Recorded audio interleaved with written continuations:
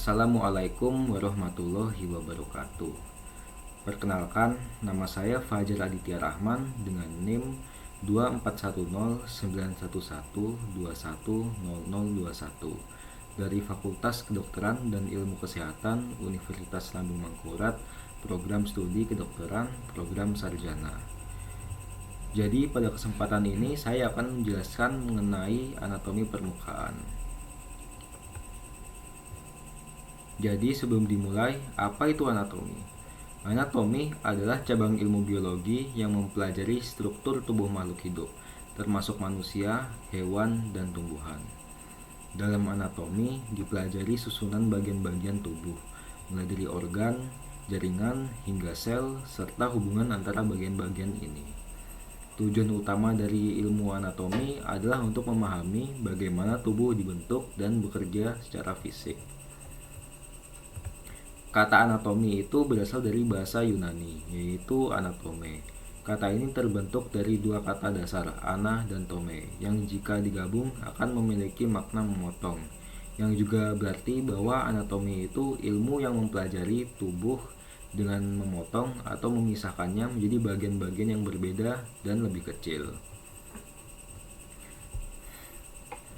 Selanjutnya, anatomi permukaan adalah ilmu yang mempelajari ciri-ciri anatomi eksternal tubuh yang dapat dilihat tanpa pembedahan, yang pada dasarnya adalah bagian-bagian tubuh dari permukaannya.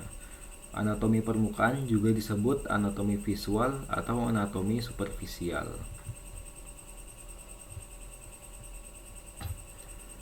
Ada beberapa cara untuk memisahkan bagian tubuh untuk menjadi dua bidang.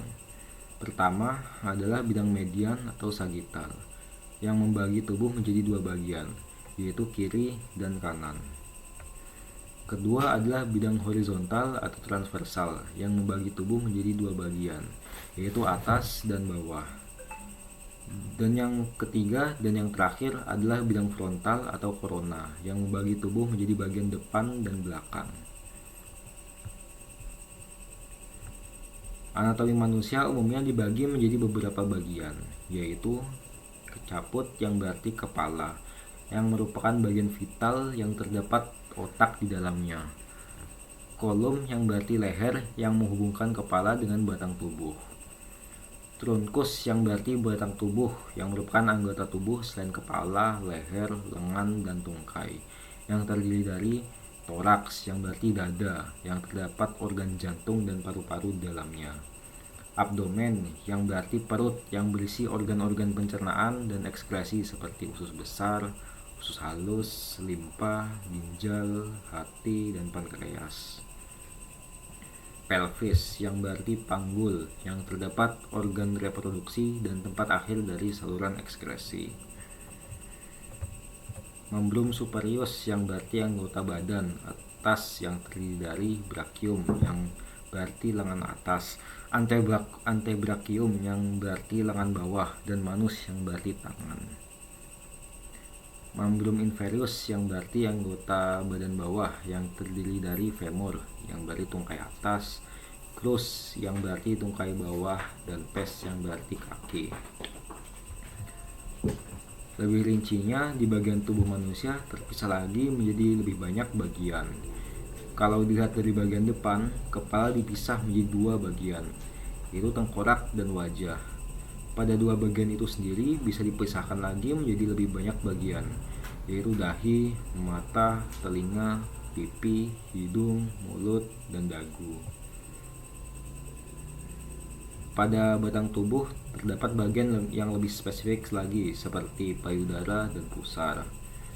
Pada anggota badan atas terdapat antekubitus yang merupakan bagian depan dari siku, pergelangan tangan, telapak tangan, dan ibu jari tangan, dan jari-jari tangan yang lain. Dan pada anggota badan bawah terdapat bagian lutut, pergelangan kaki, ibu jari kaki, dan jari-jari kaki yang lain. Setelah itu, jika dilihat dari bagian belakang, maka lebih banyak lagi bagian tubuh yang akan nampak. Pada bagian batang tubuh paling atas terdapat bahu, yang kemudian di bawahnya lagi ada pinggul, pinggang, dan bokong. Di anggota tubuh bagian atas terlihat bagian siku, Dan di anggota tubuh bagian bawah terdapat popliteus yang berada di belakang lutut, betis, tumit, dan telapak kaki. Untuk lebih dalamnya lagi adalah anatomi dari rangka tubuh manusia. Tubuh manusia selain terdiri dari otot yang dilapisi oleh kulit, juga terdapat tulang-tulang yang menompa otot-otot itu. Dalam bahasa Latin, os memiliki arti tulang, yang menjadi alasan mengapa banyak penamaan bagian-bagian dari rangka banyak yang diawali oleh os maupun ossa. Di kepala, os frontale yang ada di tengkorak, orbita yang merupakan rongga tengkorak di mana mata terletak, os zygomaticum yang terletak di pipi, maksila yang ditutupi oleh gusi dalam mulut, dan mandibula yang merupakan tulang rahang. Di leher terdapat tulang vertebrata cervicalis. Di batang tubuh costa 1 yang merupakan tulang rusuk pertama. Clavicula adalah tulang selangka. Scapula adalah tulang belikat pipih yang berbentuk segitiga. Sternum yang merupakan tulang dada yang ditempeli oleh tulang rawan rusuk. Os coxae yang merupakan tulang pinggul. Os sacrum, os coccyges yang merupakan tulang ekor, dan os ischi. Anggota badan atas, humerus yang merupakan tulang yang berada di lengan atas. Radius atau tulang pengumpil adalah salah satu dari dua tulang yang berada di lengan bawah bersama dengan ulna atau tulang hasta. Ossa carpi adalah tulang karpal yang berada di daerah pergelangan tangan, dan ossa metacarpalia bersama dengan ossa digitorium merupakan tulang yang terletak di tangan dengan ossa digitorium yang membentuk jari-jari tangan. Di anggota badan bawah terdapat tulang femur yang merupakan tulang terpanjang dan terkuat di tubuh manusia yang terletak di tungkai atas. Patella atau tempurung lutut yang berfungsi sebagai pelindung dari sendi lutut. Fibula atau tulang betis yang terletak di tungkai bawah adalah tulang yang lebih kecil dibanding tibia atau tulang kering. Dan ossa tarsi, ossa metatarsalia, dan ossa digitorium yang terdapat di kaki, dengan ossa digitorium sebagai pembentuk jari-jari kaki. Jadi, kesimpulan dari pembahasan kali ini adalah anatomi merupakan ilmu yang mempelajari bagian-bagian tubuh sebuah makhluk hidup. Dan diharapkan dengan memahami mengenai anatomi dari tubuh manusia dapat membantu kemampuan kita dalam memahami tentang kerusakan yang bisa terjadi di tubuh manusia dan cara menanganinya.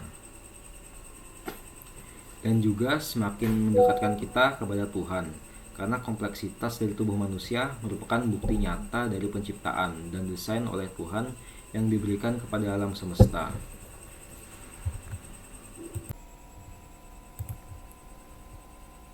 Tiap-tiap anggota tubuh memiliki fungsinya masing-masing, seperti kepala dengan tengkoraknya yang berfungsi sebagai tempat otak dan melindungi otak, leher sebagai bagian tubuh yang menghubungkan kepala dan batang tubuh yang merupakan tempat banyak organ vital yang sangat dibutuhkan agar manusia bisa tetap hidup berada, lengan dan tangan yang berfungsi untuk bergerak dan memegang, mengangkat, menarik, yang merupakan gerakan yang sangat diperlukan oleh manusia untuk beraktivitas dan bekerja.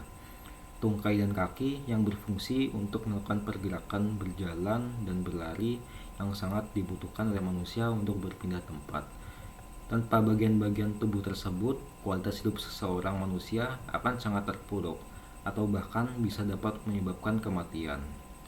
Menekankan kita untuk mempelajari anatomi, dan sekali lagi untuk harapan agar kita dapat mengerti mengenai kerusakan yang dapat terjadi dan cara untuk merawatnya, serta lebih mendekatkan kita terhadap Tuhan yang telah menciptakan tubuh yang sangat rumit ini.